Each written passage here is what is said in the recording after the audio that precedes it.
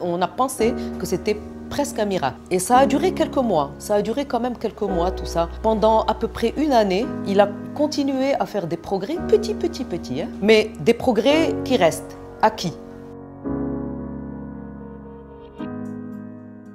Alors, Selim a 19 ans, il est marocain et il est atteint depuis qu'il est né d'infirmité moteur cérébrale. Il est IMC.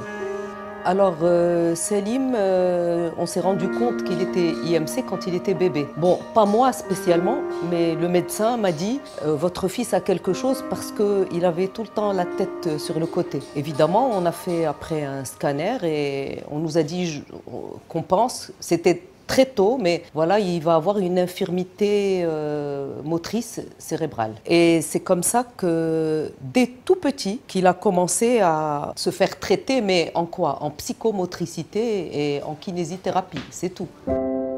Nous sommes allés en Chine. Il a fait des injections, donc lombaires et intraveineuses. Il en a fait 7. La deuxième ou la troisième injection, Selim, qui marchait sur la pointe des pieds, a posé le talon. Et il disait « Ça y est, je peux poser mon talon ». Nous, on a trouvé que c'était un miracle parce que c'est quand même bizarre. Toute sa vie, il n'a pas posé le talon et puis à l'âge de 17 ans, il pose le talon. C'est trop bizarre. On commence à croire que les injections de cellules souches vont faire quelque chose. Et au bout de la fin du mois, donc c'était la 7e injection, Selim est devenu beaucoup moins spastique. Alors il commençait vraiment à être très souple et lui-même le sentait. Il a beaucoup progressé en motricité fine. Alors, quand il buvait, il mettait partout de l'eau. Là, au retour de Chine, c'était bien. Il ne pouvait pas utiliser la fourchette et le couteau. Au retour de Chine, il commençait à les utiliser un peu mieux. Donc, et il mettait moins de choses sur la table. Enfin, quand il mangeait, c'était beaucoup plus propre. Voilà, ça c'était la première étape du développement après les cellules souches, après le premier traitement de cellules souches. Et quand nous sommes venus ici, on s'est rendu compte que l'équipe ici de Better Being Hospital prenait le malade tout seul, à l'heure, qu'il avait un emploi du temps et qu'il n'attendait pas entre une session et l'autre. Par exemple, s'il avait la kinésithérapie, qu'il avait tout de suite après l'ergothérapie, OTI, c'est ça? Ouais. Après, il avait l'aquatique thérapie.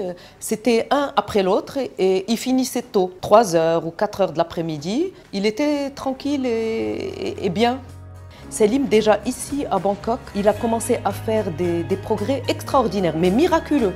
C'est-à-dire qu'il se levait et il lâchait les cannes et il pouvait rester debout, l'équilibre. Bien sûr, comme il est grand de taille, il a peur de tomber quand il n'a pas l'habitude de marcher sans canne. Donc bien sûr, ça lui fait très peur.